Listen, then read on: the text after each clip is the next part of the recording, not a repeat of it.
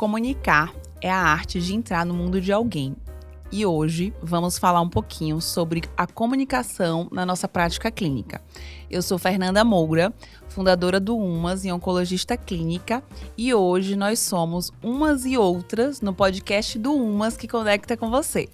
E eu estou muito feliz de ter aqui hoje para a gente falar da comunicação na prática clínica, 3 médicas incríveis também do Umas, e eu quero apresentá-las. Eu tô com Ana Carolina Hatzam, mãe do Dante, mulher que valoriza os amigos e a família, geneticista e defensora dos pacientes com doenças raras. Seja bem-vinda, Ana. Eu tô com Sueli, mãe do Alexandre e da Amanda, paliativista. Seja bem-vinda, Su. E com Fernanda Salles, minha endócrino baiana, mãe do Vicente e endocrinologista. Então, a gente hoje vai conversar um pouquinho de algo tão importante, né, que é a comunicação no consultório.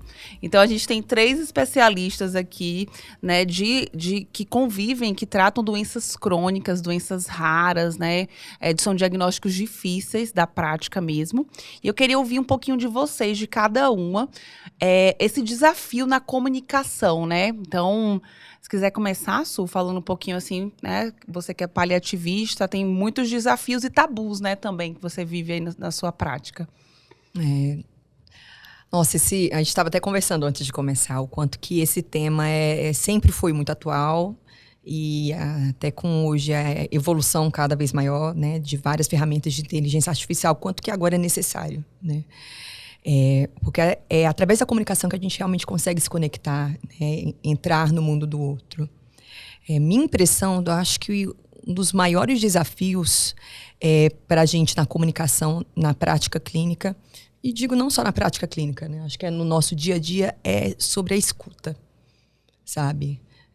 Parece um pouco, né, um contrassenso, né? Mas para a gente realmente conseguir se comunicar nesse sentido, né, dessa escuta que consegue conectar com o outro, o primeiro passo é a gente saber realmente escutar. Saber escutar, estar disponível para escutar aquela pessoa e sabendo que cada um somos um sistema de crenças, né? Então, trazer essas escutas sem preconceito e através dessa escuta, que a gente nomeia até de uma escuta ativa, a gente buscar o que faz sentido para aquela pessoa, né? O que ela traz de demanda, o que ela traz de importância. Acho que esse é o maior desafio. Eu concordo. Eu acho que a gente, como profissional de saúde, muitas vezes falha até na nossa formação mesmo esse processo de escuta, né? A gente é ensinado a fazer o processo do diagnóstico, do acompanhamento, do tratamento do paciente e às vezes a gente falha, né, em lembrar que a gente tem que ficar em silêncio com o paciente, deixar ele expor, porque às vezes ele não está tendo nem capacidade de escutar o que você está falando, né? Porque você não entendeu a demanda dele, né? Então, eu acho que realmente esse é um ponto extremamente importante, a gente ter o treinamento da gente realmente ficar em silêncio e tentar trazer aquela pessoa que está sofrendo para entender o que é que está pegando e para a gente saber ajudar, né? Porque só com a escuta atenta que a gente consegue realmente ajudar de maneira efetiva quem está sofrendo. Sim. Né? Na minha área, por exemplo, essa questão da escuta ativa, hoje em dia a gente fala muito sobre a medicina do estilo de vida, sobre a mudança de hábito. E na faculdade a gente não aprende tanto como conversar com o paciente sobre isso. Então, nos cursos de medicina do estilo de vida, atualmente, tem aula sobre entrevista motivacional. Sobre como você motivar alguém a mudar, porque é muito difícil mudar hábito. E aí entra um pouco nessa parte de escutativa, saber escutar o paciente. Muitas vezes a gente não... Tem até uns trabalhos mostrando que o médico interrompe muito rápido. Então, quando o paciente começa a falar nos primeiros segundos, o médico já interrompe. E permitir que o outro fale. Eu acho assim, você dá um tempo, a coisa mais valiosa que a gente tem é o tempo. Então, você dá esse tempo para a pessoa falar é importante. Né, ouvindo vocês, eu queria até falar um pouco sobre, acho que é um outro mito também sobre comunicação, que a gente acha que é um pouco do dom, né? Então, como se algumas pessoas tivessem um dom para comunicar e outras não, né? Eu fico pensando que às vezes as pessoas fazem um pouco uma analogia de comunicar. Comunicar tem a ver com a pessoa ser extrovertida, né? Ou a pessoa não ser tímida.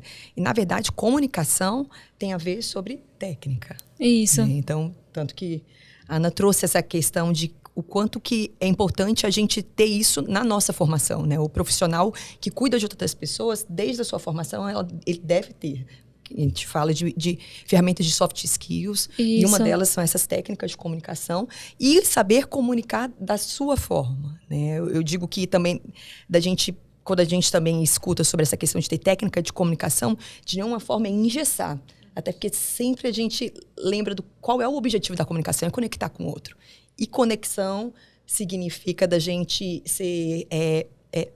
também ser vulnerável com o outro, né? Além dessa questão da escuta, e dessa escuta também que tem uma questão técnica. Sim. Né?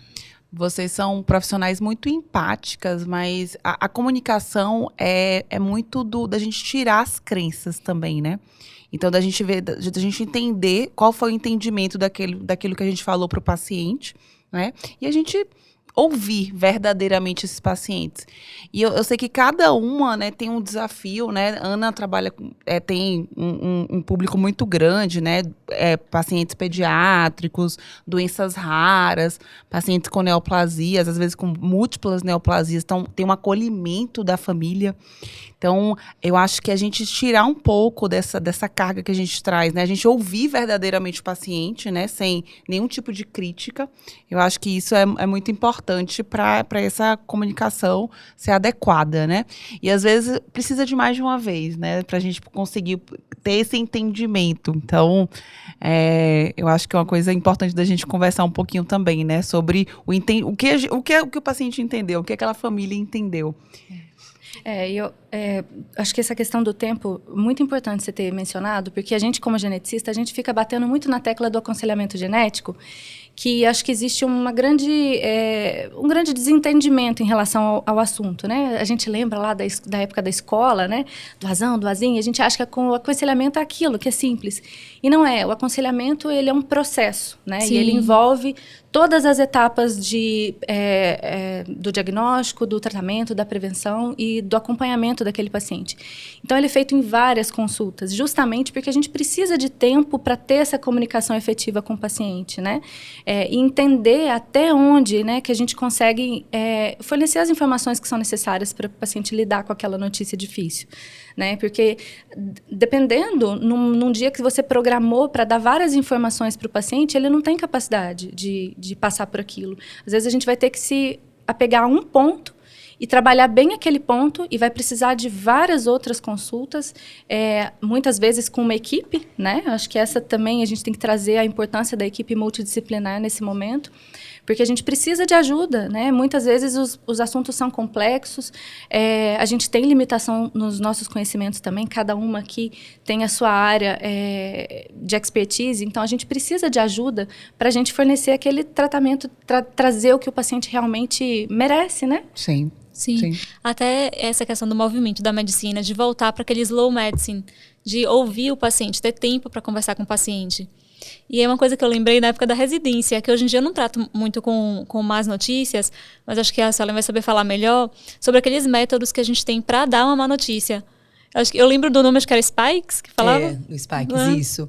Que são ferramentas, né, que nos orientam para melhor ambientalizar, melhor trazer um ambiente para dar alguma má notícia, né? Tem o Spikes, tem outras ferramentas. Eu acho que uma das grandes questões dessas ferramentas é uma questão até que a Ana trouxe sobre quando a gente fala sobre más notícias. É claro que há técnicas, há palavras como sugestões, né, da gente abordar alguns temas, algumas frases, mas que más notícias sempre vão ser más notícias. Isso. Né?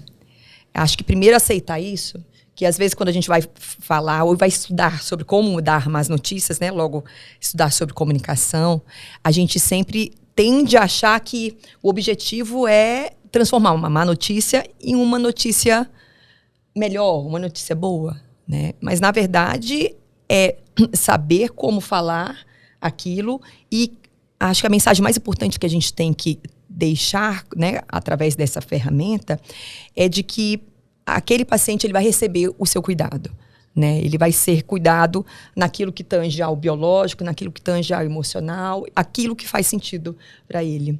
E aí acho que vai muito também da gente um pouco se escutar nas nossas emoções, né?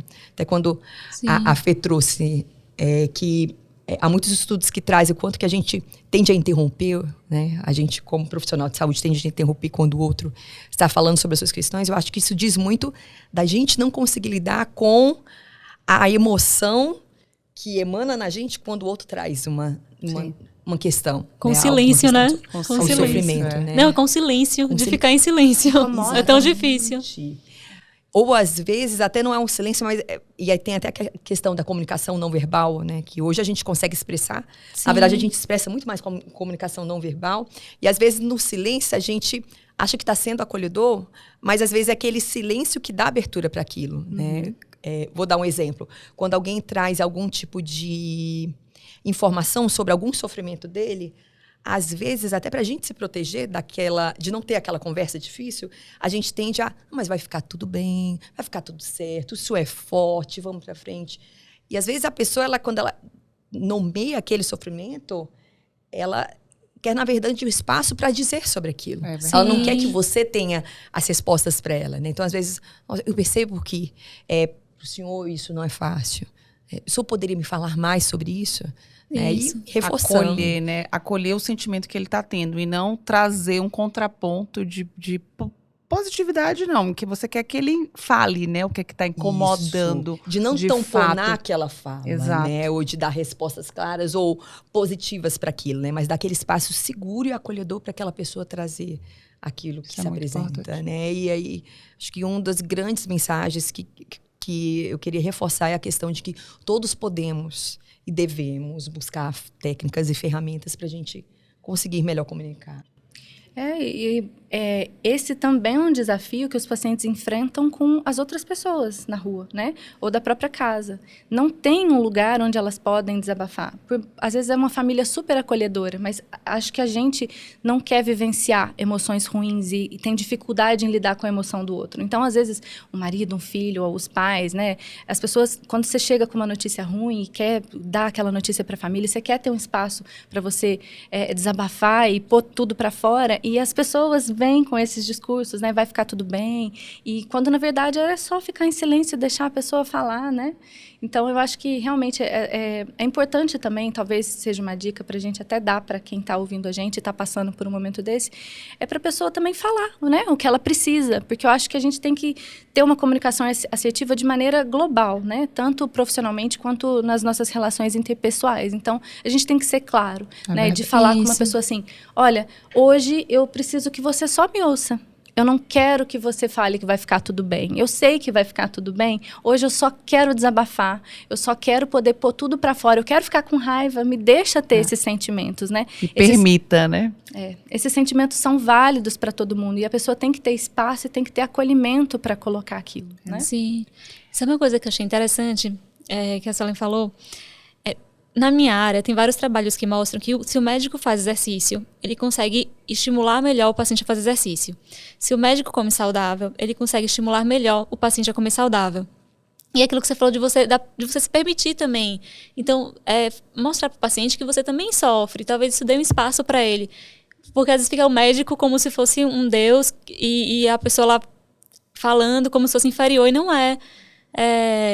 Então, essa parte do médico treinar o soft skill que a gente estava comentando é importante.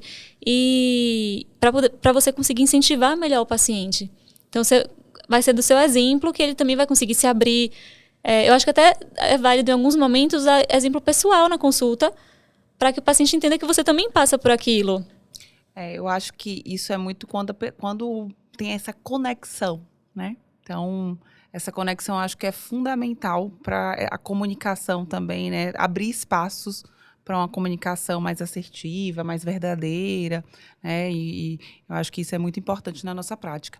Eu queria falar um pouquinho de sexualidade, que eu acho que é um tema muito tabu. Muito. Então, acho que em todas as áreas aqui a gente vivencia questões de disfunção sexual e são temas tabus, inclusive para os médicos. Então, eu acho que a maioria dos médicos não conversam sobre isso, né? Não foram treinados para perguntar sobre isso. Eu dei uma aula até na pós de sexualidade no cuidado paliativo, e que a sexualidade vai muito além, né, da relação sexual. Então, às vezes, eu achei muito interessante o artigo que eu li, que era que os pacientes em cuidado paliativo, eles queriam ter intimidade. Eles queriam estar internado e ninguém abria a porta. Eles queriam poder deitar com o parceiro do lado e ficar ali, né, recebendo um cafuné. Então, naquele momento, então, a sexualidade é muito profunda, né, e pouco abordada, e é uma questão de saúde.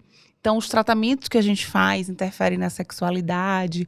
Como é importante, eu acho que é um tabu geral, né? Então, a sociedade não fala sobre isso, e muito mais na sexualidade feminina. Sim. E eu acho que também tem os dois, né? A sexualidade feminina, elas falam, às vezes, o homem sempre valorizando muito a sexualidade, colocando para baixo, às vezes, questões que são importantes, né? Então, é um tema que é muito importante a gente comentar. Sim. E conversar.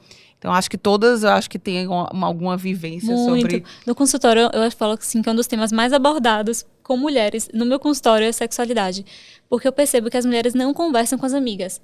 Então, elas chegam no consultório achando que elas são anormais. Falam assim, doutora, mas eu não tenho libido nenhum, eu não tenho... Enfim, como se fosse um problema. E porque como eu trabalho com hormônio, muitas querem usar hormônio achando que é uma questão hormonal apenas, mas a gente sabe que a sexualidade na mulher, eu falo que é uma pizza, então tem vários pontinhos, o hormônio é um deles, e o hormônio é o menor, é 5%, só que as mulheres não conversam sobre isso, e os homens também não, vice-versa. Menos colocam para debaixo do pano, exatamente. E essa parte que você falou de sexualidade é tão ampla, porque depende muito da forma que você foi criada, então... É um mundo. Eu acho que é por isso que tem pessoas que fazem áreas específicas disso. Mas acho que uma coisa que eu percebo no consultório é a gente abordar a mulher sobre sexualidade. Porque às vezes a pessoa tem vergonha de falar. E é uma coisa tão simples que você pode fazer. Às vezes um hidratante vaginal, um hormônio vaginal, para quem pode usar, já melhora. Porque ela está com a dor e não está conseguindo ter relação por isso. E também, um outro ponto que a Fernanda falou que é muito interessante é saber que sexualidade não é só ter relação. São várias formas de carinho que você pode ter. E abordar isso no consultório. E o que eu acho que eu queria ouvir de Su, que eu acho que é uma coisa... Eu já tive passando visita numa paciente que estava em cuidado de fim de vida, mas ela trazendo essas questões que ela tinha passado antes da sexualidade. Durante o tratamento de quimioterapia paliativa, que ninguém abordava isso. Como isso era uma questão para ela importante. E que, de fato, às vezes a gente negligencia, né? Como se isso não fosse fundamental naquele momento, né? Então, é o valor, né? Que cada paciente, o que isso é de valor para aquele paciente. Demais, Fê, né? Essa palavra que você usou, né? Quanto que a gente negligencia, né? É como se a gente só lidasse com a situação se o paciente traz aquilo. Isso. Na verdade, a gente tem que fazer uma busca ativa. Da mesma forma que a gente pergunta, né? Está com dor? Está comendo? A gente tem que fazer essa pergunta, a gente tem que fazer uma busca ativa, né? E claro que lidando, que isso é um tabu, então... Às vezes, até perguntar isso vai trazer emoções nossas, né? E saber lidar com isso. E, inclusive, os pacientes que têm doenças crônicas, inclusive os pacientes que têm doenças graves, eles têm, sim, a sua sexualidade como uma necessidade, né? Estou lembrando agora de uma paciente minha, 92 anos. Ela queria conversar comigo há um tempo e eu fui, dentro do que eu achava que seria uma demanda de uma paciente de 92 anos, fui perguntando, ticando, mas é isso, aquilo, e eu não conseguia acessá-la, né, na sua dor, no seu sofrimento. E aí foi quando ela nomeou. Você ainda não percebeu, você perguntou sobre todas as questões que eu poderia ter, e aí foi quando ela trouxe. Mas, na verdade, o que me traz muita dor é que eu sigo com o meu desejo, sempre fui uma pessoa sexual, e agora eu não estou conseguindo, né, com o meu físico, estar de uma forma que eu gostaria, né, exercendo a minha sexualidade com o meu marido. E aí isso para mim foi um grande aprendizado, né, que ela nomeou isso, de que, por que você não me perguntou? E aí eu fui realmente pega de surpresa, e naquela surpresa eu trouxe isso para ela, nossa, agora eu fui pega de surpresa. E aí ela me acolheu, né, nessa questão de que eu sei que é para todo mundo muito difícil de falar sobre isso, mas eu, com a minha idade de 92 anos, né, uma paciente oncológica, eu aprendi a lidar com isso e de exercer a minha sexualidade e de conversar com ela sobre isso. E aí A senhora quer que eu converse só com a senhora? Quer chamar o seu marido? E ela quis, e aí conversamos com ele, buscando estratégias dela poder exercer a sua sexualidade naquilo que, né, diz respeito à sua intimidade com o parceiro, a sua intimidade consigo, com o seu corpo, e da forma que ele se apresentava, né? Então, isso é muito significativo, da gente poder sempre... É um tabu, e a forma melhor da gente lidar com o tabu, e aí a gente volta até para aquilo que a gente conversou, é sobre falar sobre isso, se comunicar, né? Tem que ser um exercício ativo mesmo, né? E é um processo que eu acho que eu, pelo menos, eu tenho que toda hora lembrar. A gente tem que lembrar que tem que fazer isso, né? Essa semana eu atendi uma paciente e ela me trouxe uma reflexão sobre a própria visão do corpo, que eu achei muito interessante, né? Era uma paciente, então, jovem, que está em tratamento para um câncer de mama, e ela me procurou porque ela estava investigando se ela tinha uma predisposição genética a ter novos tumores. E sempre a gente explica que existe a possibilidade de ter e que o risco seria grande de ter na outra mama. E, em alguns casos, a gente até indica a remoção da outra mama de maneira preventiva, né?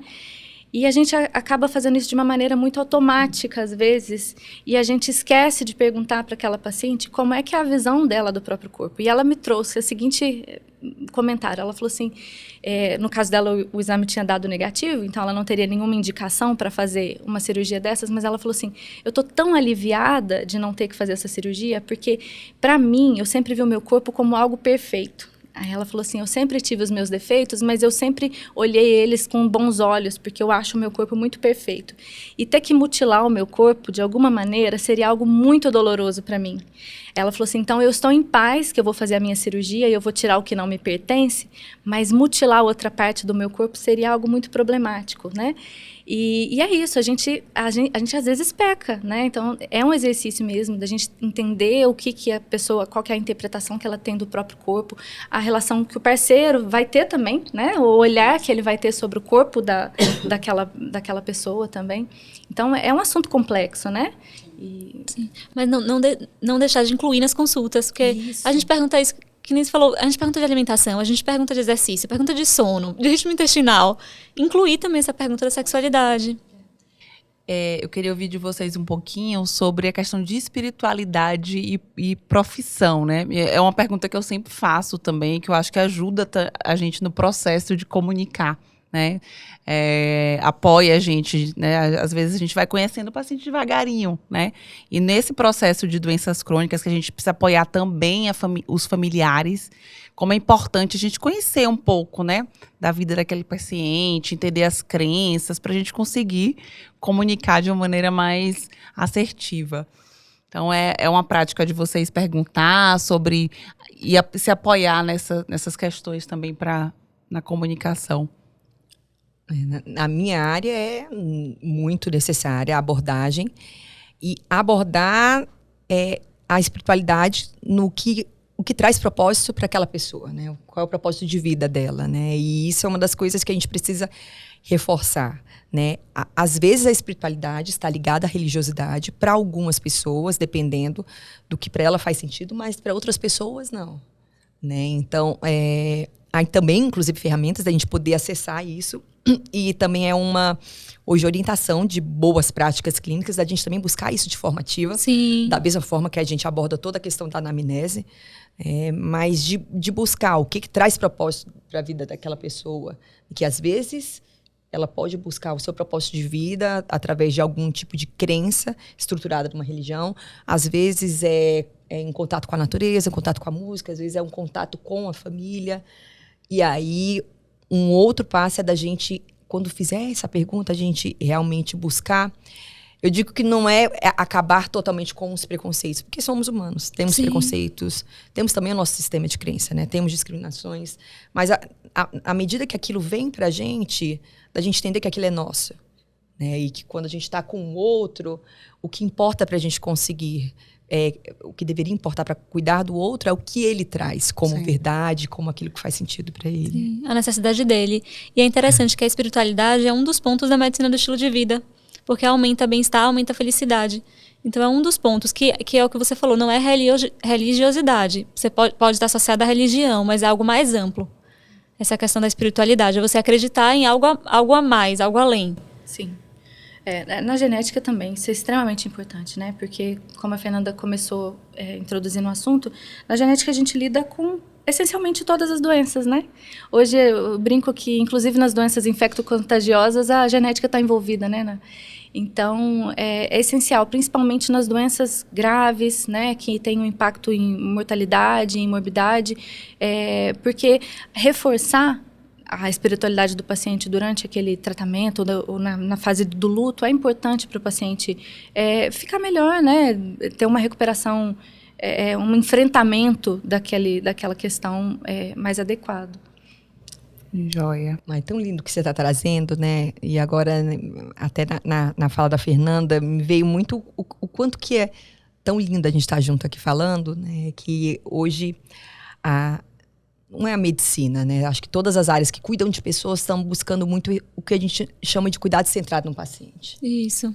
É sobre isso que a gente precisa, né, buscar quando a gente está cuidando de outra pessoa, né? Até quando pessoas são pessoas e querem ser cuidadas por pessoas, né? Então, seja através da medicina do estilo de vida, em todas as áreas que cuidam de pessoas com doenças graves.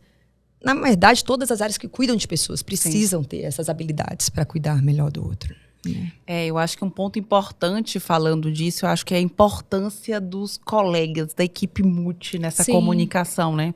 Eu acho que como isso faz diferença. Então, a gente que estamos juntas aqui na mama, no cuidado do paciente com câncer de mama, no câncer ginecológico, a gente tem nossos tumor boards que a gente discute, a gente ouve o colega, a gente liga para o colega para tirar uma dúvida, a gente passa o caso. Então, como essa comunicação faz diferença no cuidado, né? Quando a gente vai ter um paciente que a gente precisa do suporte, né? Que internou para um ponto específico, eu acho que como essa comunicação da equipe faz muita diferença. Muito, muito. Em todas as áreas. Então, por exemplo, essa semana eu já liguei para o urologista de um paciente, para o dentista da outra paciente, para a gente definir o melhor tratamento. Porque no final o que importa é o paciente, foi o que você falou. É a necessidade dele, é você conseguir resolver de forma adequada. E nenhum médico trabalha sozinho. Então, por exemplo, na minha área, além de trabalhar com outros médicos, tem a parte do nutricionista, que é muito importante, a parte do educador físico, que é muito importante.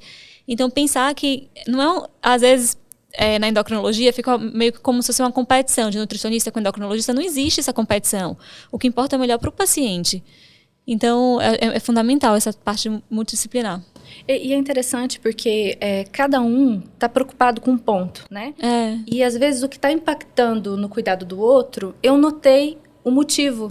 E ele não, né? Exato. Então, eu chegar para o colega e falar, olha, eu notei que a paciente está com essa e essa dificuldade. Ele, não vi. E aí, vocês bolarem uma estratégia para otimizar o tratamento, isso é essencial, né? E é uma pena a gente não conseguir incluir isso em todos os lugares, né? Então, assim, vocês também trabalham na rede pública aqui, a gente sabe que, infelizmente, tem uma discrepância, né, da qualidade de atendimento de pacientes, apesar da gente ter muita gente boa na rede pública também empenhada em fornecer esse cuidado multidisciplinar, né? Então, eu acho que tá aí, né? A gente tem que falar mais sobre isso e valorizar mais os outros profissionais para a gente conseguir incluir isso de maneira equalitária, né? Sim. Com certeza. Uma coisa que a gente estava falando uma vez, do sonho de fazer um centro de saúde da mulher, né? Que incluísse educador físico, todas as áreas da medicina. Ia ser tão bom que a pessoa pudesse ficar lá. Porque, às vezes, você tem seu consultório, você entra em contato com um colega, mas não é aquele centro. Que foi que a gente falou de sexologia, educador físico, cuidar de todas as áreas do estilo de vida e da medicina, enfim, num lugar só. Sim. Eu acho que é o sonho, né, de todo mundo, da gente conseguir sempre estar todo mundo junto ali em prol do paciente mesmo, do melhor, comunicando melhor. E eu acho que para a gente já finalizar, a gente já está indo para os minutos finais, falar do apoio dos familiares também, né, dessa rede de apoio, da comunicação com essa rede de apoio, como é importante também, né? Eu acho que todos aqui, Fê, que lida com doenças crônicas, às vezes precisa ter uma mudança de comportamento da casa, né? O paciente obeso, o paciente diabético que usa insulina, como é importante essa rede de apoio para para o melhor desfecho para o paciente, para a comunicação com a equipe, né? Perfeito. Eu sempre falo para meus pacientes que ele só vai mudar o hábito quando ele mudar o ambiente. É muito difícil você mudar o hábito sem mudar o ambiente, porque senão o tempo todo você vai ter que falar não, o tempo todo você vai ter que cortar alguma coisa. Então essa mudança de hábito é muito importante. E a rede de apoio também, porque ninguém vive sozinho.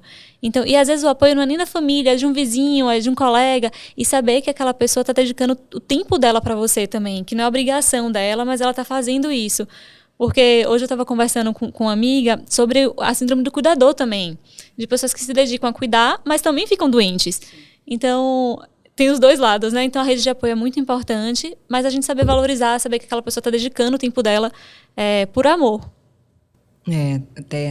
A gente traz um paliativo, né? Que ver aquela família, aquela rede social como uma parceira, né? Para estar auxiliando no cuidado daquela pessoa, porém também uma rede que precisa também de cuidado, né? Eu acho isso tão legal, dessa nossa busca de cuidar do paciente para além das nossas paredes do consultório, né? E eu acho que é um dos grandes papéis do profissional de saúde é isso. É claro que é impactar aquela pessoa, porém impactar também toda a rede de pessoas que estão ao redor, e é desse impacto que aquilo vai criando o hábito, e do hábito se traz a cultura, a mudança de cultura, que é o que a gente mais quer. Que é a minha impressão que é isso que realmente impacta em termos de sistema de saúde, né? O quanto que aquela nova ação vai se transformando o hábito para ir transformando aquilo na cultura, e isso impactando isso para outras pessoas. E acho que uma das ferramentas muito importantes para isso é o podcast. Né, da gente poder falar sobre isso e querer impactar muito mais pessoas, né, além daquela pessoa que a gente está falando no consultório. Né? Uma coisa interessante que a gente está falando de rede de apoio, tem uma reportagem que pergunta assim para os homens, se você ficar doente, quem cuidaria de você? E a maioria dos homens fala assim, claro que minha esposa, a minha esposa. E quando pergunta para a mulher, a resposta não é direta. Se você ficar doente, quem cuidaria de você? E quando essa pergunta é feita para mulheres, elas falam, eu acho que minha filha, eu acho que minha mãe, eu acho que minha amiga. Então, as mulheres se preocupam tanto em cuidar, mas elas também precisam de cuidado. Sim, serem acolhidas. Eu atendo muitas famílias, né? Muitas crianças doentes, com doenças crônicas e graves. E é muito triste notar que, infelizmente, a gente sabe que, claro, tem as exceções. A gente tem bons homens aí nos cuidados também de pessoas que precisam dos cuidados. Mas eles abandonam essas famílias, né? Abandonam essas mulheres e elas acabam ficando sozinhas para cuidar de uma criança doente e adoecem, né? Elas geralmente são pessoas que estão psicologicamente muito abaladas e mal têm condição de cuidar de si próprio e ainda tem que cuidar daquele serzinho que está doente. Então, acho que a nossa responsabilidade é realmente entender qual é a rede de apoio daquela pessoa. Muitas vezes elas não têm uma rede familiar, e tentar fornecer isso da maneira que a gente pode, né? Então, com o nosso atendimento, o atendimento multidisciplinar, e também com, às vezes, alguns grupos, né? Terapias em grupos de apoio, e como a Su falou, né? Podcasts, e lugares que a informação seja adequada, porque eu também tenho um pouco de medo, porque a gente vê que, infelizmente, a gente tem muitos canais de desinformação. Então, estou muito feliz da gente estar aqui hoje, porque eu acho que todas prezamos por passar informação de qualidade, né? Para as pessoas. Então, é bastante importante a gente realmente identificar e conseguir contribuir com o que se adequa para aquela determinada pessoa. Né? Eu queria agradecer a vocês, mulheres profissionais inspiradoras, empáticas, que comunicam muito bem. Foi um prazer conversar com vocês. E queria avisar que a gente vai ter mais episódios desse mês comemorativo de 4 anos do UMAS. A gente deixa aqui também o nosso carinho para o Rio Grande do Sul, que está passando por essa tragédia. A gente está nessa corrente de solidariedade e deixamos nosso carinho aqui para vocês. E nos sigam nos canais, no Instagram, no YouTube, no Spotify. Beijos. Beijo, obrigada. Obrigada.